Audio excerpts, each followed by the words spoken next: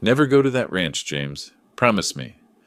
My wife Carmen had always called it worthless desert land. After her sudden death, the lawyer handed me keys and said the Texas property was now mine. Since Carmen always claimed it was valueless desert, I planned to sell immediately. But curiosity made me drive out for one look before calling a realtor. The moment I unlocked that front door, I went numb with shock. The worthless land was a $50 million oil operation. But Carmen hadn't just left me a fortune. She'd left me something else hidden deep in an underground bunker that would reveal far more family secrets than I ever imagined. If you think you know what family secrets I found behind that locked door, drop a comment below and tell me where you're tuning in from. I sat in Mr. Sterling's wood-paneled office 3 weeks after burying my wife, staring at the mahogany desk between us. The lawyer's office smelled of leather and coffee, but all I could think about was Carmen's roses dying in our backyard because I kept forgetting to water them. In 32 years of marriage, Carmen Rodriguez had been my anchor. She'd never been demanding, but about one thing she'd been absolutely firm. I was never to visit her family's old land in West Texas. "Just empty desert, my love," she'd say. Nothing but dust and bad memories. I'd respected her wishes, even when curiosity gnawed at me. That was our way. I trusted Carmen completely. But Carmen was gone now, taken by a stroke on a Tuesday morning while watering those roses she loved. The funeral had been a blur of casseroles and condolences of my 3 children, Adrian, Diego, and Catalina, flying in from Houston, Denver, and Austin just long enough to see their mother buried in San Fernando Cemetery. Then they scattered back to their busy lives, leaving me alone with silence that felt like drowning. "Mr. Rodriguez." Sterling's voice was gentle. He was thin with silver hair and kind eyes behind wire-rimmed glasses. "I know this is difficult, but there are final matters regarding your wife's estate." Everything felt difficult these days. Getting out of bed, making coffee for one breathing without Carmen, all harder than my 2 tours in Afghanistan. Sterling slid a small wooden box across his desk. Inside lay an antique brass key attached to a longhorn keychain and a sealed envelope with my name in Carmen's precise handwriting. The same script she'd used for grocery lists and birthday cards for 3 decades. "What is this?" I asked, my voice rough. "Your wife purchased property in West Texas 3 years ago," Sterling said carefully. "According to her instructions, you were only to be informed after her passing. The deed has been transferred to your name, along with all mineral rights." The room tilted. Property Carmen never mentioned buying anything. Sterling consulted his notes. 2,500 acres in Reeves County near Pecos. It's called the Esperanza Ranch. He paused. "Mr. Rodriguez, based on recent geological surveys and current oil market conditions, we estimate the total value at approximately $50 million. The words hit like a physical blow. $50 million. Carmen, who'd clipped coupons religiously and bought generic cereal, who'd insisted we didn't need a new truck when mine hit 200,000 miles, had been sitting on a fortune without saying a word. My hands trembled as I lifted the brass key. The longhorn keychain caught the afternoon light, and I could hear Carmen's voice. "Promise me, James, never go to that ranch." But Carmen was gone, and her secrets were calling from across the Texas desert. For 32 years I'd honored her wishes about that land. For 32 years I'd trusted her judgment without question. Now holding the key to a $50 million mystery, I realized I'd never really known my wife at all. The woman who'd shared my bed, raised my children, and held my hand through every crisis had been keeping secrets that could change everything. I thought about our modest house on the south side, about the overtime shifts I'd worked to pay for the kids' college, about all the times Carmen had worried over bills while sitting on a fortune. Why had she hidden this from me? What else didn't I know? That night, I made a decision that would change everything. Tomorrow I would drive to West Texas and see what Carmen had been hiding from me for 32 years. The desert highway stretched endlessly before me, 4 hours of empty road giving me too much time to think. I'd left San Antonio before dawn, Carmen's words echoing in my memory. "Nothing but worthless desert land, my love. Just dust and memories." But if that were true, why had Sterling's surveys shown $50 million in oil deposits? The landscape around Pecos was harsh and unforgiving. Endless scrub brush and rocky outcroppings under a merciless sun. This was oil country where fortunes were made on geological gambles and families feuded over mineral rights. When I turned onto the dirt road marked Esperanza Ranch, my breath caught. This wasn't the abandoned wasteland I'd expected. A pristine gravel drive wound between maintained fence posts toward buildings that looked like a magazine spread about luxury ranches. The main house was stunning, native stone and weathered timber with a wraparound porch and large windows catching morning light. Beyond it stood a restored barn outbuildings, and in the distance oil derricks pumping steadily against the blue sky. A weathered man in his 60s emerged from the barn, wiping his hands on a rag. "You must be Mr. Rodriguez," he said, extending a calloused hand. "I'm Wade Thompson. Been managing this place for your wife for 3 years?" "3 years," I repeated, still processing what I was seeing. "Wade, I had no idea any of this existed until yesterday." His face softened. "Mrs. Rodriguez was specific about that. Said you weren't to know until after she passed." He gestured toward the house. "She spent every penny fixing this place up, turning it from a wreck into something special." As Wade led me through the property, Carmen's secret project became clear. She'd restored everything. Buildings operations even brought the oil wells online with a company from Midland. The house was furnished with her impeccable taste, comfortable leather furniture and family photos I'd never seen. The oil discovery was pure luck, Wade explained as we stood looking out over the derricks. Mrs. Rodriguez bought this because it was her grandmother's homestead. The petroleum company approached her about mineral rights 2 years ago. Turned out to be one of the richest deposits in West Texas. Carmen had grown up poor daughter of migrant workers who'd scraped together enough to buy this land in the 1940s. Her family lost it during the oil bust of the 1980s, and somehow my wife had quietly bought it back. "Why didn't she tell me?" I asked. "Can't say for sure," Wade replied carefully. "But Mrs. Rodriguez talked about wanting to surprise you, having something special for the family. She was always planning, always thinking 3 steps ahead." I was still processing this when my phone rang. Adrian's name flashed on the screen, and something cold settled in my stomach. My eldest son never called unless he wanted something. "Dad," his voice was sharp businesslike. "We need to talk. Diego and I know about the ranch. We're flying in tomorrow, and we expect a full explanation." The line went dead. I stared at my phone, wondering how my sons had learned about Esperanza Ranch so quickly, and why their first instinct was confrontation rather than conversation. Wade watched me with an expression suggesting he'd dealt with difficult family situations before. "Your boys?" I nodded, already dreading tomorrow. Carmen had kept this place secret for 3 years, but somehow less than 24 hours after I'd learned about it myself, my sons were making demands. The Texas sun beat down mercilessly as I stood on my wife's secret ranch, holding the key to a $50 million mystery, and facing the reality that my children saw dollar signs where I saw Carmen's final gift. They descended on the ranch like vultures arriving in a black rental SUV that kicked up dust clouds. My sons, who hadn't visited once since their mother's funeral, had coordinated overnight flights from Houston and Denver. Adrian stepped out first, his expensive suit absurd against the Texas landscape. At 32, he'd inherited Carmen's intelligence, but none of her warmth. Diego followed, 29 and soft from too many business lunches. Both carried themselves with entitled swagger. Catalina arrived separately, in her Honda Civic, from Austin. At 26, she still had Carmen's gentle eyes, though today they were clouded with confusion. She'd always been our peacemaker. Dad. Adrian's greeting was curt. He'd brought his own lawyer, a thin man who looked uncomfortable. "We need to discuss this situation." "What situation?" I asked. "Don't play dumb," Diego interjected. $50 million, Dad. Mom sat on $50 million and never told us. Wade emerged from the barn, saw the family gathering, and quietly retreated. "Your mother had her reasons," I said carefully. "Her reasons for what? For making you sole beneficiary, while cutting her children out?"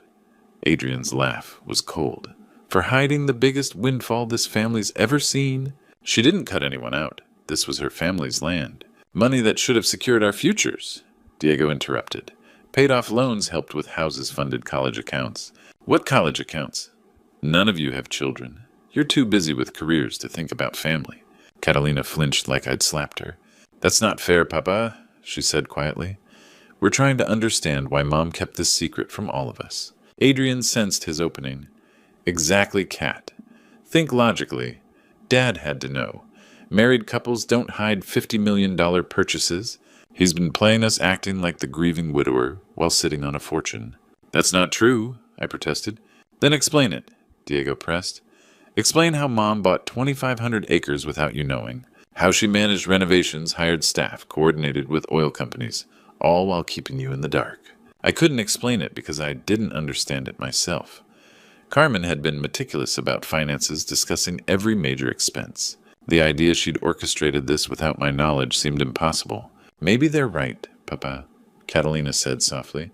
Maybe you did know about this place. Maybe you're trying to figure out how to keep it all for yourself. Her words hit harder than any physical blow. My daughter, who'd once crawled into my lap during thunderstorms, was looking at me like a stranger, like I was the kind of man who'd lie to his children about their mother's legacy. Cat. I started, but she was already turning away, walking toward her brothers with defeated posture. Adrian's satisfied smile told me everything. This wasn't about understanding Carmen's choices or honoring her memory. This was about money, pure and simple, and my sons had just turned my daughter into their weapon against me. The desert wind howled across the ranch as I watched my family splinter into pieces, each of us standing on different sides of a chasm that $50 million had carved between us. Wade found me sitting in Carmen's office at midnight, staring at her desk as if it might reveal the secrets my wife had taken to her grave. The house felt impossibly quiet. After the day's confrontation, every sound amplified by my children's accusations. "Can't sleep either," Wade asked, settling into the leather chair across from me. Mrs. Rodriguez used to sit right there when she was working late, always planning something. Planning what and why keep me in the dark. Wade studied me, then walked to the bookshelf behind Carmen's desk. His fingers traced along leather spines until he found a slim volume of Emily Dickinson poems Carmen had treasured since college. She told me if you ever seemed lost, really lost, I should show you this. He pulled the book forward, and I heard a soft click. A section of bookshelf swung inward, revealing a narrow staircase leading into darkness. "Jesus Christ," I breathed. "Mrs. Rodriguez had this built during renovations," Wade explained, flicking on lights that illuminated a spacious room below. Said every ranch house needed a storm cellar, but this was something else. The hidden room looked like something from a spy movie. Multiple monitors lined one wall, connected to sophisticated computer systems. Filing cabinets stood along another wall, and in the center sat a leather chair facing the largest screen. But what caught my attention were hundreds of video files displayed on the monitor. Day 1 for James, when he's ready. Day 30, about the boys. Day 100, the truth about the money. 365 files total, one for every day following Carmen's death. "She made videos," I whispered. "Started recording 6 months before she passed," Wade said. "Spent hours down here talking to that camera like you were sitting right there." With trembling hands, I clicked the first file. The screen filled with Carmen's face. Not the tired version from her final months, but the vibrant woman I'd fallen in love with. Her dark hair was pulled back in the simple ponytail she'd worn, gardening eyes, holding that spark of mischief that had first captured my heart. "Hello, my love," she said, her voice clear as if she were beside me. "If you're watching this, then I'm gone, and you found the ranch despite my warnings." Tears blurred my vision as she continued. "I know you're confused, probably angry, wondering why I kept this from you. The truth is, James, I bought back my grandmother's land because I discovered something about our sons that broke my heart. Something I couldn't tell you while alive because I needed to protect our family first." Carmen's expression grew serious. "Adrian has been laundering money for a cartel operation out of Houston for 2 years. Diego has been running a Ponzi scheme through his energy consulting business, stealing from investors' retirement funds. I have evidence of everything, James. Bank records, recorded conversations, documentation that could send both boys to federal prison for decades." My world tilted. My sons, successful, educated men I'd raised to value honesty, were criminals. I bought this ranch with money from my grandmother's jewelry pieces I'd kept hidden since she died. I wanted to create something clean for our family, something built on love instead of lies. But I knew someday our sons' crimes would catch up with them, and we'd need leverage to protect Catalina and ourselves. Carmen leaned closer to the camera, her voice dropping to the intimate tone she'd used during our most private conversations. "There's one more secret about Diego that will break your heart, my love. But first, you need to see all the evidence I've gathered." Following Carmen's video instructions, Wade led me to the old barn, our flashlights cutting through darkness. The structure looked weathered and abandoned, but Wade's confident stride suggested otherwise. "Mrs. Rodriguez was clever," he said, pulling aside a loose board near the back wall. "Anyone snooping would see nothing but an old barn. The hidden panel revealed a steel door with an electronic keypad. Wade punched in Carmen's birthday and the lock clicked open. Beyond lay concrete stairs descending into what could only be described as a professional bunker. She had this built during renovations, Wade explained as fluorescent lights flickered on. Told contractors it was a tornado shelter, but she installed power ventilation and internet that would make the FBI jealous. The underground room was larger than Carmen's office with industrial shelving and sophisticated computers. But what dominated the space was a massive evidence board covering one wall. Photographs, documents, timeline charts, and red string connecting elements like a detective show. How long was she working on this, I asked. 3 years. Started right after she bought the ranch. Said she'd stumbled onto something that made her sick about the boys. The evidence was meticulously organized. Adrian's section showed bank records from accounts I'd never heard of, photographs of him meeting known criminals, and transcripts of recorded conversations discussing money transfers and cleaning operations. Millions of dollars flowing through shell companies and offshore accounts. Diego's section was equally damning. Investment statements showing fabricated returns, client lists of elderly retirees who'd trusted him with life savings, and spreadsheets tracking how he'd robbed Peter to pay Paul while skimming massive fees. The Ponzi scheme had been running 18 months and was collapsing. She recorded phone calls, I asked, examining a transcript. Had help from a private investigator out of Dallas, Wade said. Former FBI guy who specialized in white-collar crime. Carmen paid him to document everything legally. As I continued examining evidence, a medical file caught my attention. Diego's name was on the tab along with records from Houston hospitals and specialists. The diagnosis was clear chronic kidney disease, stage 4, progressing rapidly toward complete renal failure. He's dying, I whispered. Mrs. Rodriguez found out 6 months ago. Wade confirmed. Diego had been hiding it, probably didn't want to appear weak to investors. But Carmen knew the signs from when her father went through it. The medical reports painted a grim picture. Diego would need a transplant within the year, possibly sooner. Best matches typically came from immediate family. Carmen had been tested and found compatible, but she'd never told anyone. She was going to save him, I realized, even knowing what he'd done. Wade nodded. That's who she was. But then the stroke took her, and now I stared at the medical files, understanding dawning. Diego's crimes weren't just greed. They were desperation. A dying man trying to secure money for his family before his body failed.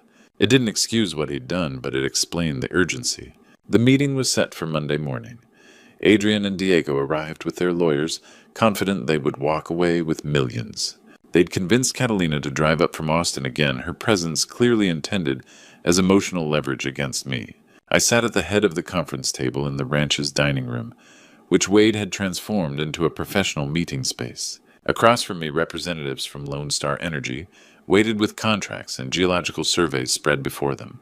Dad, Adrian began, his voice condescending. Our proposal is simple. A 3-way split of all assets with professional management for maximum returns. Diego nodded, pulling out financial projections. I've run the numbers. We're looking at generational wealth, trust funds, debt payoffs, maybe a family foundation in Mom's name. The irony of Diego discussing trust funds while running a Ponzi scheme wasn't lost on me, but I kept my expression neutral. That sounds reasonable, I said calmly. But before we decide, I think our partners should know exactly who they'd be working with. I slid a thick manila folder to Tom Brennan, Lone Star's regional director. Financial records for both my sons going back 3 years.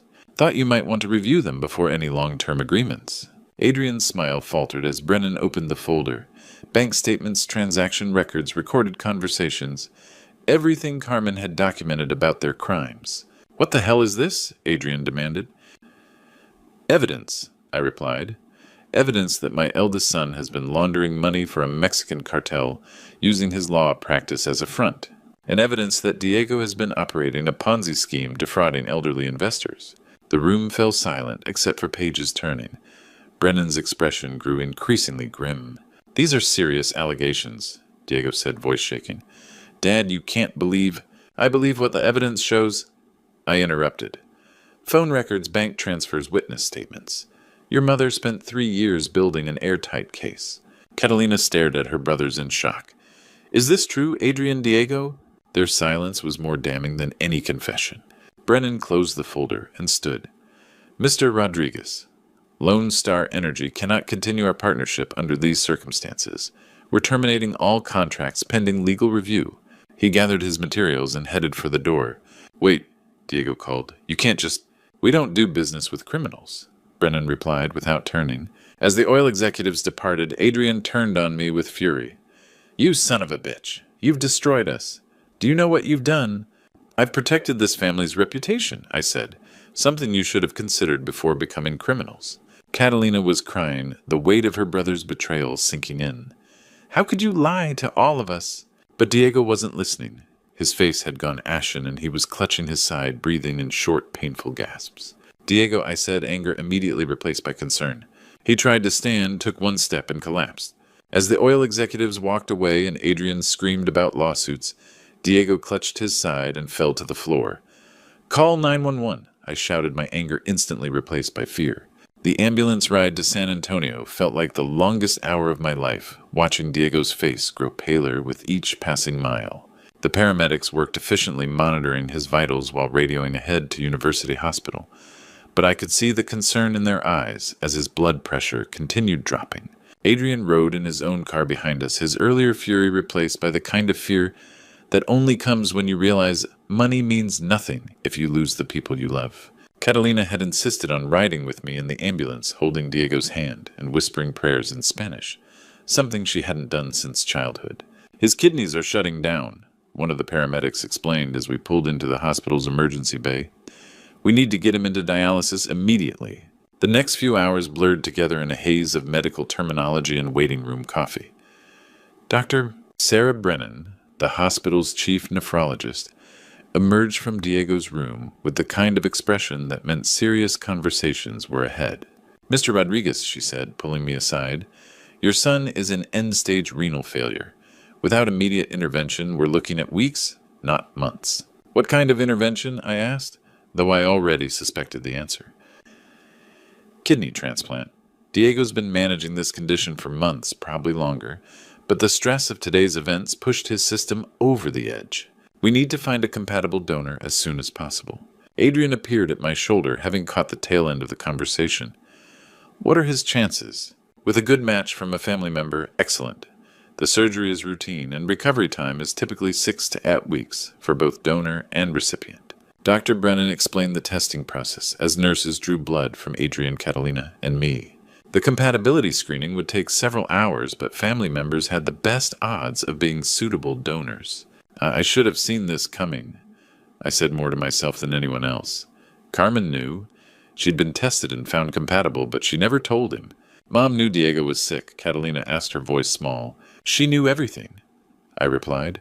About the kidney disease, about the crimes, about the desperation that drove both your brothers to make terrible choices. For the first time since the confrontation at the ranch, Adrian looked genuinely ashamed. Dad, I never meant for things to go this far. The money, the schemes, it started small, just a way to help Diego pay for treatments he couldn't afford. And then it became about more than medical bills, I said. Yeah, he admitted. It became about proving we were successful, about living up to some image we thought we needed to maintain. Mom would be ashamed of what we became. Catalina reached across the waiting room chairs to take her brother's hand. She would be proud that you're here now that you're trying to save Diego. As we sat in the sterile hospital waiting room, something shifted in our family dynamic. The anger and accusations that had defined our relationships since Carmen's death began giving way to the kind of love that had always existed underneath. Complicated, sometimes painful, but unbreakable. I'm sorry, Papa, Catalina said quietly. I should have trusted you. I should have known you'd never hide anything important from us. You were protecting your brothers, I replied. That's what family does. Dr. Brennan returned as the sun was setting outside the hospital windows, carrying a manila folder with our test results. But instead of the relief I'd expected to see in her expression, there was confusion, maybe even concern. Mr. Rodriguez, we have the test results. There's something unusual we need to discuss. In the quiet consultation room, Dr. Brennan spread the lab results across the table, her expression troubled. The fluorescent lights hummed as she arranged papers with careful precision. Mr. Rodriguez, she began gently, the compatibility testing revealed something unexpected. You're not a match for Diego, but the blood work showed genetic markers that prompted additional tests. She slid a DNA analysis toward me. The technical language was dense, but the conclusion was clear. Probability of paternal relationship, 0.0%. I don't understand, I said, though part of me already did. Diego is not your biological son, Dr. Brennan said softly. The genetic markers indicate no familial relationship. I'm sorry. I know this is shocking. 29 years of fatherhood flashed before my eyes. Teaching Diego to ride a bike, helping with homework, celebrating his successes. All built on a foundation I'd never questioned. There has to be a mistake, I whispered. We ran the test twice to be certain, she replied. I'm truly sorry. The drive back to the ranch passed in a blur. Wade guided me to Carmen's secret room without a word. With trembling hands, I clicked on the video labeled Final Message about Diego. Carmen's face filled the screen, looking tired, older, as if her secrets had finally become too heavy. My darling James. She began, if you're watching this, then you know the truth about Diego. I can only imagine your pain right now, and I'm so sorry for what I did to our family. Tears blurred my vision as she continued. When you were deployed in Afghanistan for your second tour, I was lonely, scared, and made the biggest mistake of my life. I had an affair with Jeff Collins, a man I met at the base support group. It only lasted a few weeks, but Diego was conceived during that time. I felt like I'd been punched in the stomach. My wife, my Carmen, had betrayed me while I was serving our country. I wanted to tell you when you came home, but when I saw you hold Diego for the first time, saw the love in your eyes, I couldn't destroy that. You became his father in every way that mattered, James. You raised him, loved him, shaped him into the man he became. Carmen's voice broke with emotion. I kept Jeff's contact information all these years through a private investigator. He moved to El Paso, became a construction foreman, married, had other children. He never knew about Diego, but when I learned about the kidney disease, I had him tested secretly. He's a match, James. Her voice dropped to a whisper. The ranch, the oil money. It was my way of trying to make amends for the lie I've lived for 29 years. I wanted to give you something valuable, something that would secure your future, because I knew someday the truth would come out, and you might never forgive me. Carmen leaned closer to the camera, tears streaming down her face. Jeff Collins lives in El Paso. He's a good man who made a mistake with a married woman 30 years ago. The private investigator's contact is in the blue folder. Jeff doesn't know about Diego, but I believe, I pray, that he'll want to help save the son he never knew he had.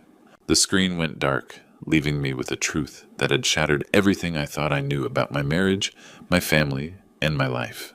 Through my tears, I heard Carmen's final words, I'm sorry, James. I'm so sorry. 2 weeks later, I sat in a coffee shop in El Paso across from a man who had Diego's eyes. Jeff Collins was 54, with graying temples and weathered hands of someone who'd spent decades in construction. I never knew, he said quietly. Carmen never told me she was pregnant. If I'd known, I would have tried to help. She was protecting everyone, I replied. Carmen always thought 3 steps ahead. Jeff showed me pictures of his wife and 2 teenage daughters. I've been married to Linda for 22 years. My girls don't know about what happened with Carmen. But when you told me about Diego needing a kidney, I knew I had to help. The compatibility testing at El Paso General took 3 days. Jeff was a perfect match. While waiting for surgical scheduling, I got to know Diego's biological father. Decent, hardworking, the kind of man who coached Little League and helped elderly neighbors. I want to meet him before the surgery, Jeff said. I need him to know I'm not trying to replace you as his father. The meeting took place at the ranch. Diego, still weak, but determined, sat with Adrian and Catalina on the porch, a united front I hadn't seen since childhood. You have your mother's stubborn streak, Jeff said with a sad smile, and apparently my kidney's tendency to quit working. Diego laughed despite everything. Lucky me on both counts. Giving you a kidney isn't about claiming you, Jeff continued. James Rodriguez raised you, loved you, shaped you. I'm just grateful I can help. After Jeff left to prepare for surgery, my children asked to speak with me privately. We sat in Carmen's old office, the weight of recent revelations heavy between us. Adrian spoke first, his voice breaking. Dad, I'm so sorry. For the crimes, for turning Catalina against you, for questioning your integrity, when you've been nothing but honest your whole life. I'm sorry too, Papa, Catalina whispered. I should have trusted you. Should have known you'd never hide anything important from us. Diego, despite his weakness, leaned forward. You had every right to walk away from me when you learned I wasn't your biological son. Instead, you're helping save my life. I don't deserve your forgiveness, but I'm begging for it anyway. I looked at my 3 children. broken, ashamed, but finally honest, and felt Carmen's presence in the room. "You're my children," I said simply. "Not because of blood, but because of choice. Because of love. That doesn't change because you made mistakes." "Even after everything we did?" Adrian asked. "Especially after everything you did. That's what real fathers do. We love you through the worst of yourselves and help you become better." The surgery was scheduled for the following month. Adrian began cooperating with investigators working to return stolen funds. Diego reached out to his victims trying to make amends. Catalina took leave from teaching to coordinate everything. "Carmen would be proud," I told Catalina one evening as we watched the oil derricks pump in the distance. "She would be proud of you most of all," she replied, "for choosing forgiveness over anger." The night before Diego's surgery, I sat in Carmen's secret room one final time. Her image filled the screen, beautiful and hopeful. "I know you're angry with me, James," she said, "but I hope you'll understand that everything I did was about love. Complicated, imperfect human love." As I headed upstairs, I realized she was right. Carmen had been right all along. Family isn't about blood.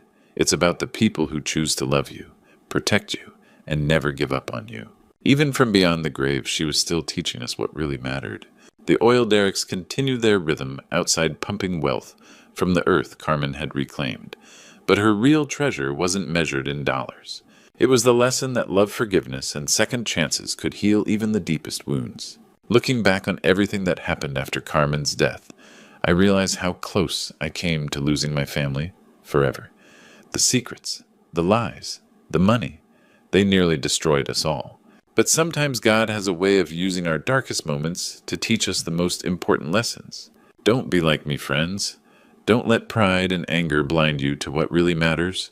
When I discovered my son's crimes, my first instinct was revenge. When I learned about Carmen's affair, I wanted to hate her memory. But God showed me that forgiveness isn't about what others deserve. It's about what love requires. The truth is, this true story taught me that family isn't defined by blood or perfection. It's defined by the choice to keep loving, even when it hurts. Diego may not share my DNA, but he's my son because I chose to raise him, protect him, and forgive him. That's what real fathers do. Carmen's ranch became more than just inheritance. It became a place where broken people learn to heal. These grandpa stories I'm sharing aren't just about oil money or family drama. They're about second chances, about how God can work through our mistakes to create something beautiful. The oil wells still pump on that Texas land, but the real treasure was learning that love conquers blood, forgiveness heals wounds, and true family is built on choice, not genetics. If this true story touched your heart, please share it with someone who needs to hear about forgiveness. Subscribe to hear more grandpa stories about life, love, and the lessons that matter most. Tell me in the comments, what family lesson has shaped your life the most? I went to the FedEx office to pick up a package, but the clerk handed me an encrypted drive I never ordered. He said, "Your wife asked us to deliver this exactly 3 years after her death." I froze. Adeline had been dead for 3 years. Inside was a message, "Ask the children why they lied about my death." When I discovered the truth, I realized my family had been hiding a dark secret I never could have imagined. Before we continue, hit subscribe and let me know in the comments what country you're listening from. What I discovered next changed everything I thought I knew about family. Morning Atlas. Felix Hawthorne called from behind the counter. 20 years working this route, and he knew every customer by name. "Got your daughter's package from Seattle right here." I signed the electronic pad, my 65-year-old hands not quite as steady as they used to be. 3 years since Adeline's death, and I still wasn't used to handling everything alone. "Thanks, Felix. Nova keeps sending too much coffee." Felix disappeared into the back room, then returned with a second item. A small black encrypted drive wrapped in brown paper. No return address. "Almost forgot. Your wife asked us to deliver this today specifically." The world stopped. "I'm sorry, what?" Felix pushed the device toward me with his usual smile. "Adeline dropped this off about 3 years back. Said to hold it until November 8th and give it to you personally. Today's the 8th. My keys slipped from my fingers, clattering on the floor. "Felix, Adeline has been dead for 3 years. His smile froze. "What? No, Atlas, that's impossible. She was standing right where you are talking about encryption keys and digital protocols. Very specific about the security." She died November 8th, 2021. Cancer. I was holding her hand. Felix went white. But she knew all the technical terminology. She was very much alive when she gave me this. The device sat between us like a bomb. The label showed Adeline's distinctive handwriting. Neat, precise, exactly like her mathematical research notes. I need to get home. I drove my Tesla through Fremont's tech-lined streets in a daze. Every routine landmark felt foreign now. Inside our smart home, I locked the door and sat at the computer setup Adeline and I had built together during Silicon Valley's early days. The encrypted drive required a password. I tried anniversaries, birthdays. Nothing worked. Then I remembered something Adeline used to say, "The most important truths are hidden in plain sight, Atlas." I typed our home address. The drive unlocked. A single folder appeared, the truth about our family. My cursor hovered over it. Opening this would change everything. But Adeline had trusted me with whatever she'd discovered. I clicked. Inside was an audio file, "Start Here, My Love." Adeline's voice filled the room clear as if she were beside me. "Atlas, if you're listening to this, then I am truly gone, and enough time has passed for you to handle what I need to tell you.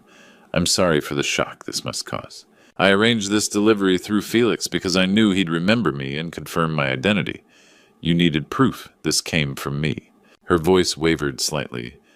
"On this drive is everything I discovered in the months before my death. I should have told you then, but I was trying to protect you. Now, protection requires knowledge." A pause. I could hear her taking a shaky breath. "Ask the children why they lied about my death. The answer's on this drive, but prepare yourself, my love. What you find will change everything you believe about our family." Another pause longer this time. "Orion and Nova did what they did to keep you safe. But in doing so, they put themselves in a position I fear they cannot escape from alone. Trust no one until you understand. Not the police, not our lawyer, not even our children. Not at first." Her voice broke slightly. "You are stronger than you know, Atlas. You always have been. The encryption key for the main files is our first dance song, 'I Love You Forever.'" The recording ended. I sat in the silence of our office, staring at the drive that contained secrets my dead wife had hidden from me. Secrets about our children. Secrets that had apparently gotten her killed. Because if Adeline had arranged this delivery 3 years ago and she'd mentioned the months before my death, then she'd known she was going to die. The answer to my question sat right there in front of me. A folder labeled Financial Evidence. My hands trembled as I opened it. Whatever Adeline had discovered about our family was apparently worth documenting with the precision of a federal investigation. The first audio file was dated 6 months before her death. "Atlas, I need you to understand what I've found about Orion's sudden success." Her voice was steady but strained. "That AI startup he told us about, the one that made him rich overnight, I ran the numbers.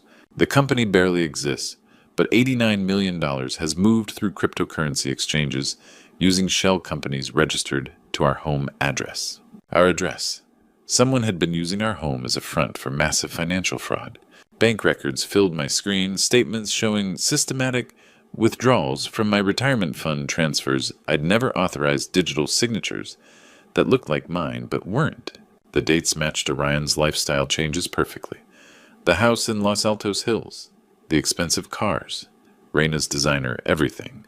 An email chain made my stomach drop. From omeridianatechventures.com to Reina, meridian@gmail.com. tgrimmyadvancedtech.corp. Dad's getting suspicious about the retirement account.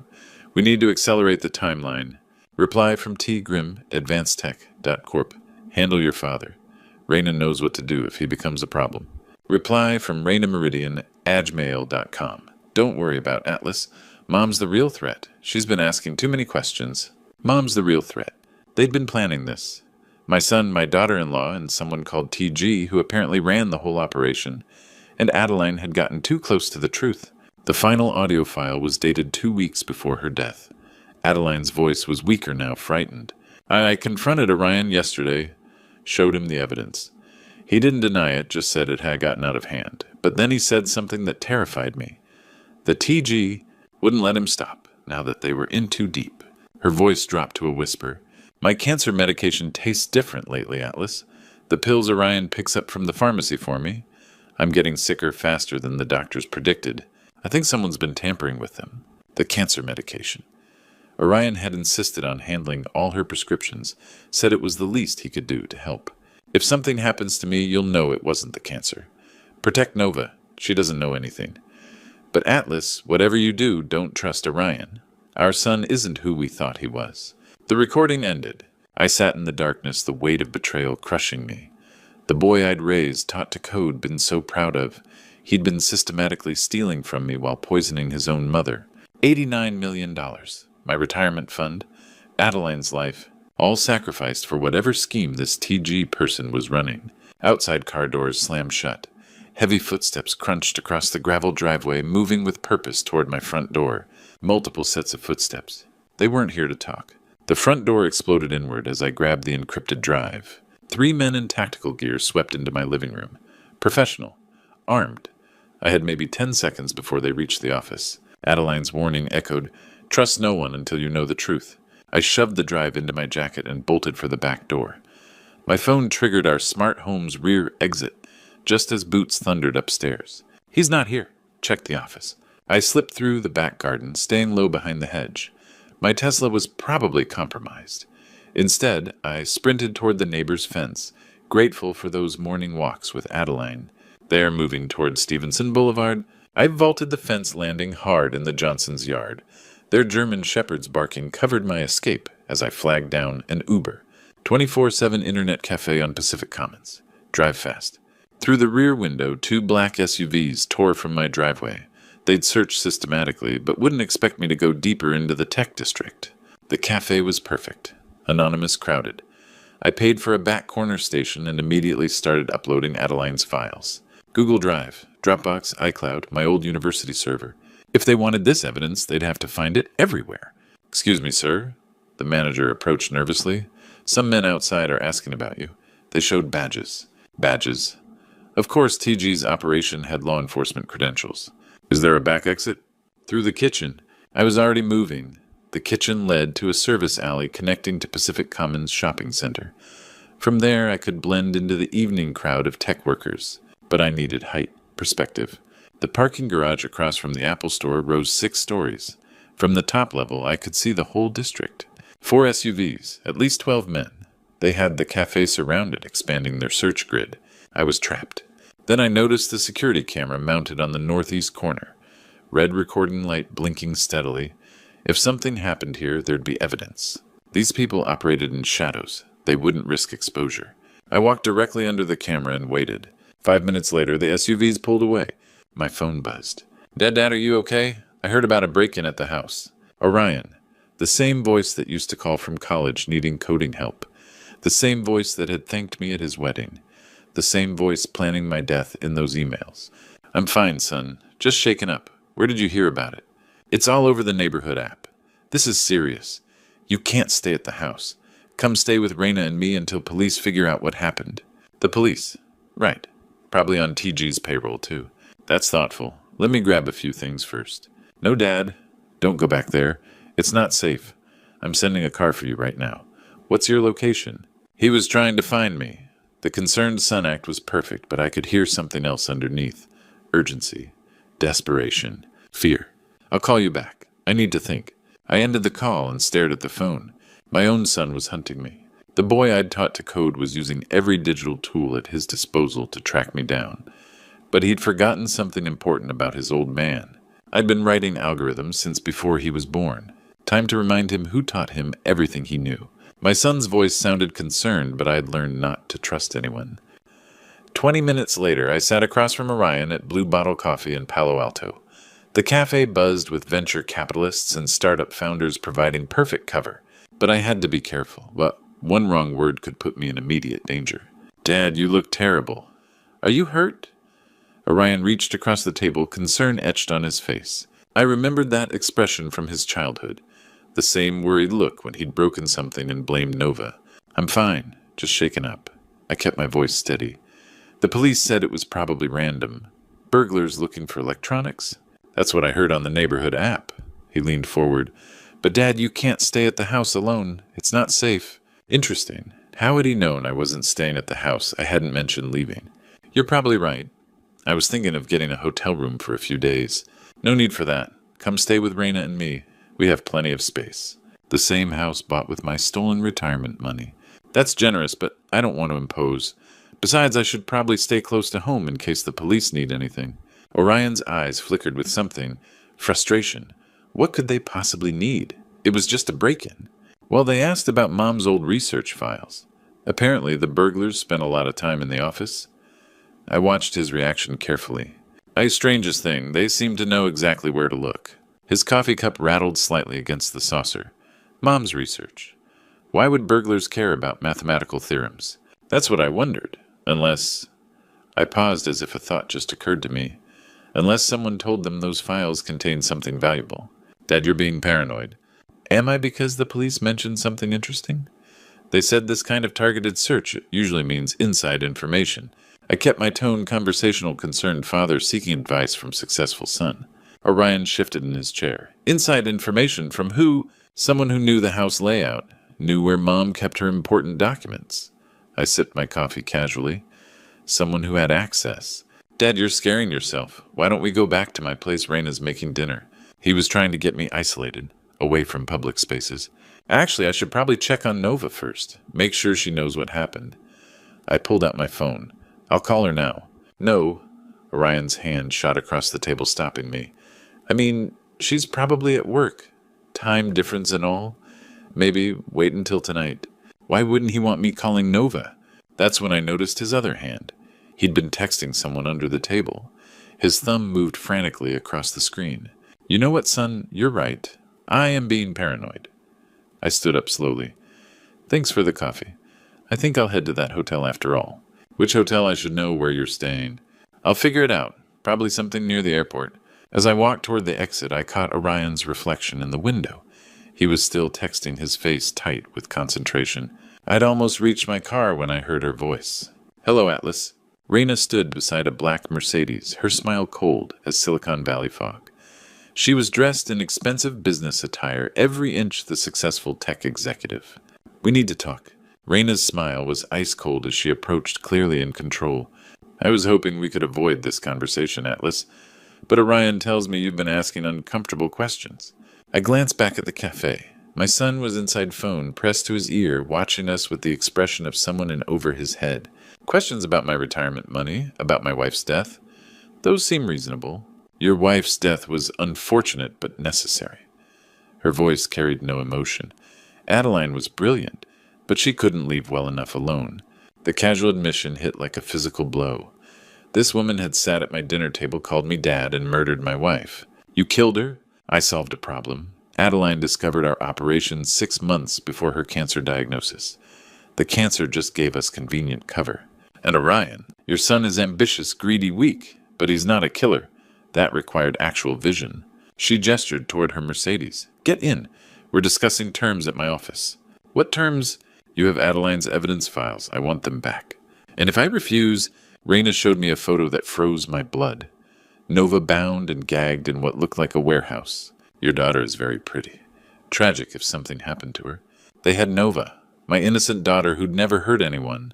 The files Atlas, all of them, including your cloud backups. She knew about the uploads. Fine, but Nova goes free first. That's not how this works. Get in. We drove to Orion's startup office in the industrial district. State-of-the-art smart building. One I'd helped design 2 years ago when I thought my son was legitimate. Impressive setup, I said as we entered. Orion could afford it with your retirement fund. 3rd floor, open concept office glass and steel cryptocurrency displays on every wall. Sit. Raina pointed to a chair. Orion emerged from a side office looking sick.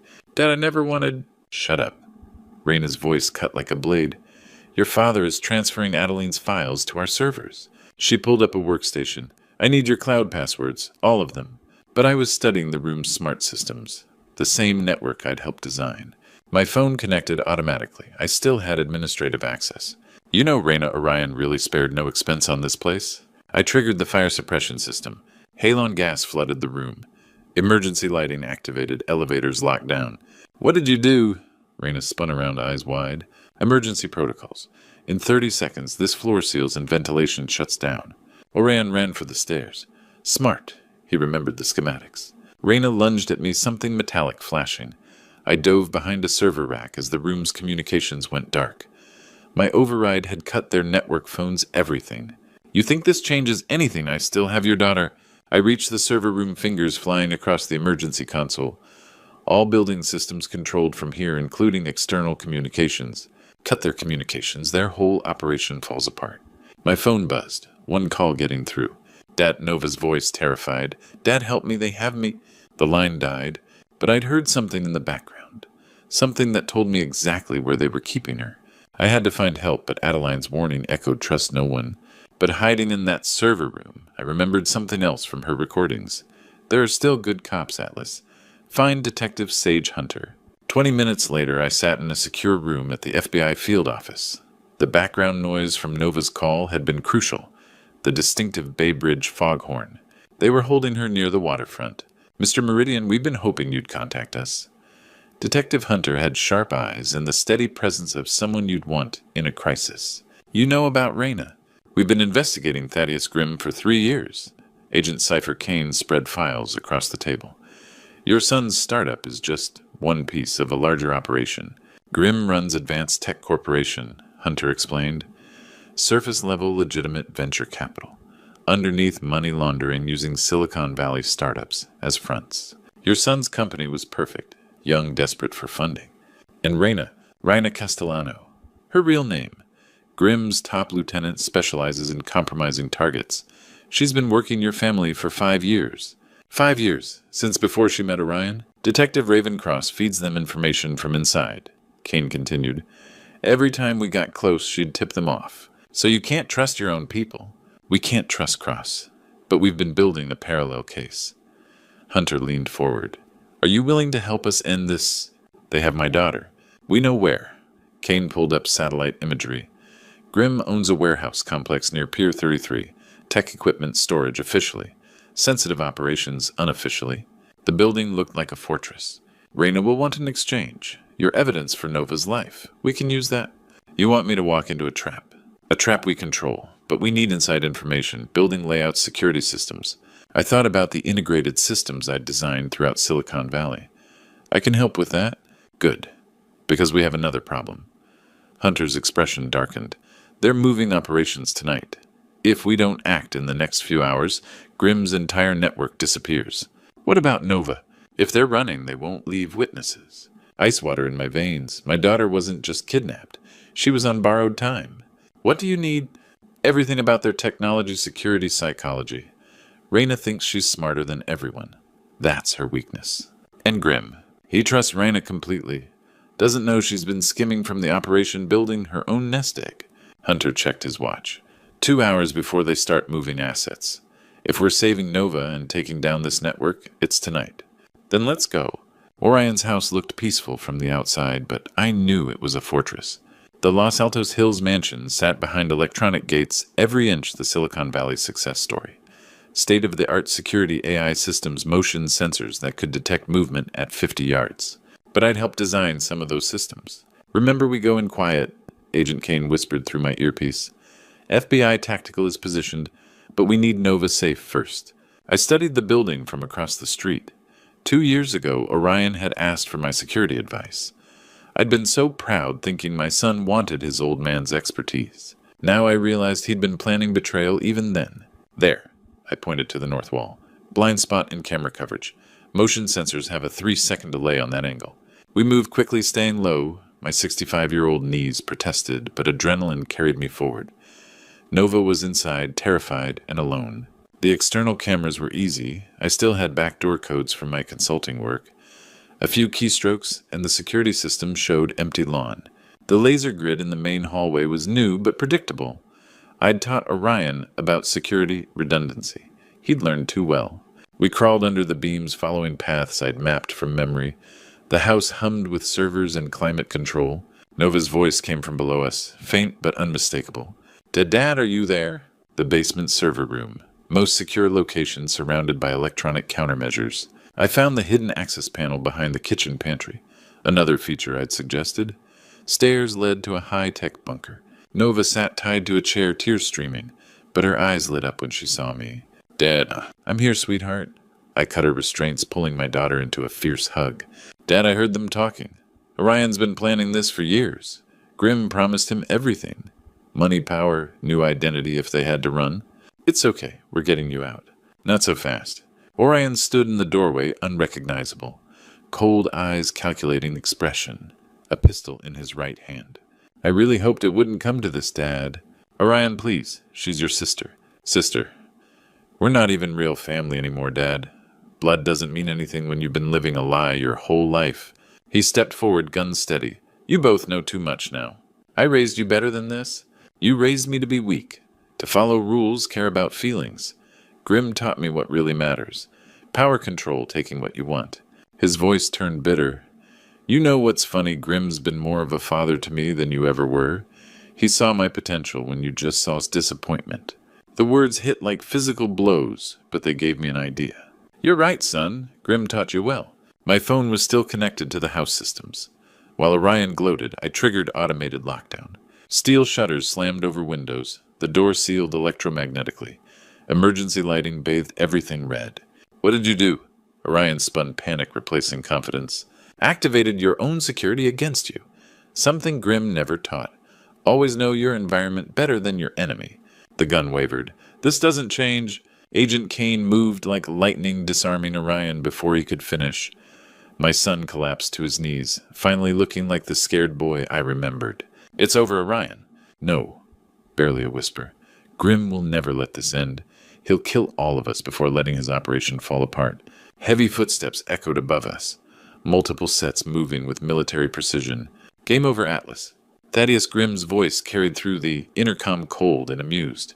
I'm afraid my young protege is right. This is far from over. Thaddeus Grimm walked into the room like he owned the place. Because he did. The man behind everything stepped through the sealed doorway, as if electromagnetic locks were merely suggestions. Tall, silver-haired, wearing a perfectly tailored suit that probably cost more than most people's cars. He moved with the confidence of someone who'd never faced real consequences for his actions. Until tonight. Atlas Meridian, the famous software architect. Grimm's voice carried the smooth polish of a man accustomed to boardrooms and power lunches. I've been looking forward to meeting you properly. The feeling isn't mutual. Oh, but it should be. You see, this has all been about you from the very beginning. Grimm gestured around the high-tech bunker. 10 years of careful planning. Your company, your innovations, your brilliant mind. I needed all of it. So you decided to steal it. And I decided to acquire it through the most efficient means available. Your son made an excellent inside man once we found the right leverage. Orion flinched at the words, still kneeling where Kane had left him. Reyna was even more useful, Grimm continued. Beautiful, intelligent, completely without conscience.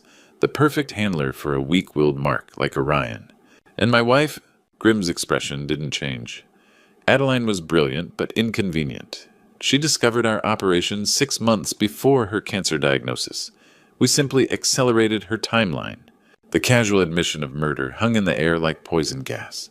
You're insane. I'm practical. Your wife's death served multiple purposes. It eliminated a threat, provided cover for our activities, and left you emotionally vulnerable. We could have continued indefinitely if she hadn't been so thorough in her documentation. Heavy footsteps echoed from the stairway above, multiple sets moving fast. That would be Detective Cross. Grimm smiled. Come to arrest you for industrial espionage and murder. Such a tragic end to a brilliant career. But the voice that called down wasn't Detective Cross. FBI building is surrounded. Detective Hunter's voice amplified through a megaphone. Grimm's confidence flickered for the first time. Impossible. Cross assured me. Cross has been under surveillance for 6 months, Agent Kane said, rising from behind the server rack. Every conversation, every payment, every order you gave her. We have it all. The sound of tactical teams moving through the house above us was unmistakable now. Grimm's perfectly orchestrated plan was collapsing in real time. Orion, tell them. Grimm's voice turned desperate. Tell them your father forced you into this. Tell them he was the mastermind. But my son just stared at the floor, broken. I can't do this anymore. Orion's voice was barely a whisper. I can't lie anymore. Dad, I'm sorry. I'm so sorry for everything. Pathetic! Reyna's voice cut through the emotional moment like a blade. She'd been silent until now, calculating her options. You were always weak, Orion. Grimm should have known better than to trust a mama's boy. She moved toward the emergency exit I'd forgotten about, a maintenance tunnel that connected to the neighboring property. Agent Kane was faster. going somewhere Ms. Castellano. The takedown was swift and professional. Raina hit the floor hard, her designer outfit finally showing some wear. Thaddeus Grimm, you're under arrest for conspiracy, money laundering, and murder. Detective Hunter appeared at the top of the stairs, weapon drawn, but controlled. Atlas Nova, are you both all right? We're fine. I managed, still holding my daughter close. As they led Grimm away in handcuffs, he looked back at me one last time. You think this is over? There are others. Bigger operations. You've won a battle, not the war. Maybe, but I've won the only battle that matters to me.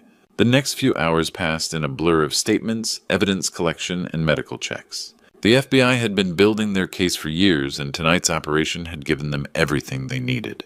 Orion was taken into custody, but Hunter assured me that his cooperation would be considered during sentencing. Raina showed no remorse, already demanding lawyers and making threats about what she'd reveal if they didn't cut her a deal. As the house finally emptied of law enforcement, I found myself alone in Orion's office. That's when I noticed it. A small envelope tucked behind his computer monitor, marked with Adeline's handwriting. For Atlas, when it's over. Inside was a single sheet of paper. My darling husband, if you're reading this, then you've done what I knew you could do. You've saved our family. You've found the strength I always saw in you, but you never saw in yourself. I love you forever, and I'm so proud of the man you've become. Take care of Nova. Take care of yourself. And remember, love transcends everything, even death. Adeline.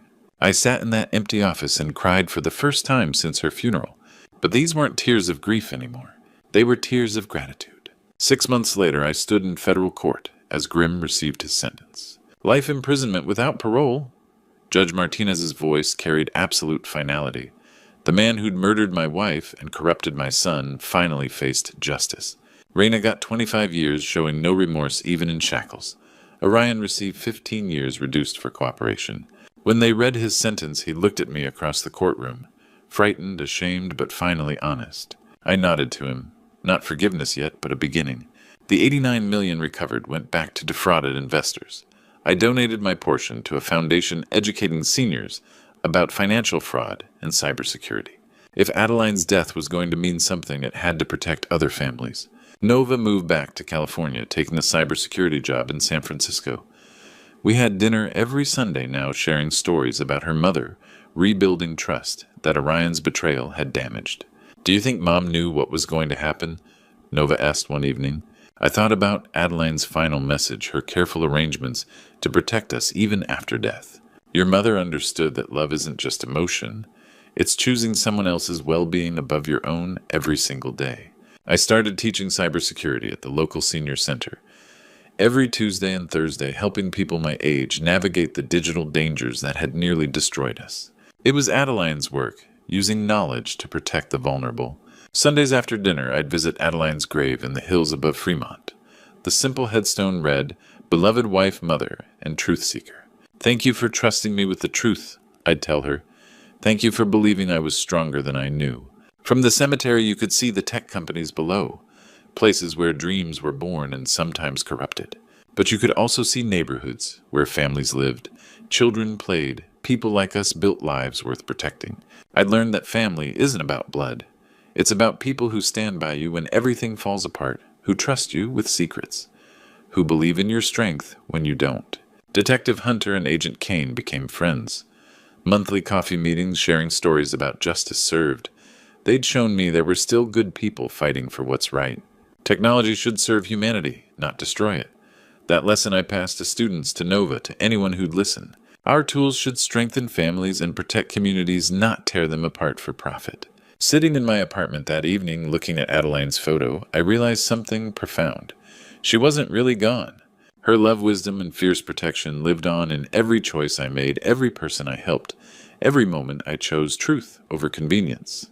The encrypted drive sat in my desk drawer. Now its secrets revealed purpose, fulfilled.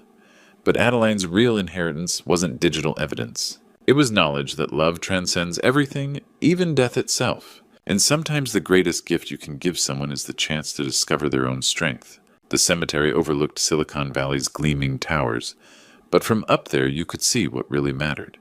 The homes where families gathered, the schools where children learned, the communities where people chose to care for each other despite the risks. Adeline had taught me that truth isn't just about facts and evidence. It's about the courage to act on what you know is right, even when it costs everything. Looking back on this true story, I realize how blind I was to the signs right in front of me. Don't be like me. Don't ignore your instincts when something feels wrong about the people closest to you. I trusted too easily, loved too blindly. When Orion started flashing money and expensive cars, I should have asked harder questions. When Raina seemed too perfect, too eager to please, I should have been suspicious. But like many grandpa stories teach us, sometimes we learn wisdom only through pain. God has a way of revealing truth when we're ready to handle it, even when that truth shatters everything we believed about our family. I spent 3 years grieving Adeline's death, never knowing she'd been murdered by our own son's greed. The Lord works in mysterious ways. He used my wife's love from beyond the grave to save what remained of our family. This true story taught me that technology can be both blessing and curse. The same encrypted drive that revealed my son's betrayal also contained my wife's final act of love. Don't be like me. Don't wait until tragedy strikes to truly see the people around you. If you're hearing this among other grandpa stories about family betrayal and redemption, remember, blood doesn't guarantee loyalty, but love transcends even death itself. God gave me strength I didn't know I possessed when I needed it most. The hardest lesson. Sometimes protecting your family means fighting against your own children. I pray to God that none of you ever face such a choice. But if you do remember, truth is always worth the cost, no matter how much it hurts. This true story changed me forever. At 65, I learned that being a grandfather means more than just loving your family. It means having the courage to hold them accountable when they lose their way. Don't be like me. Don't let blind love make you an accomplice to evil, even when that evil wears the face of someone you raised. What would you have done in my situation? Share your thoughts in the comments below. If this story touched your heart, please share it with others who might need to hear it. And don't forget to subscribe to our channel for more powerful grandpa stories that remind us what really matters in life.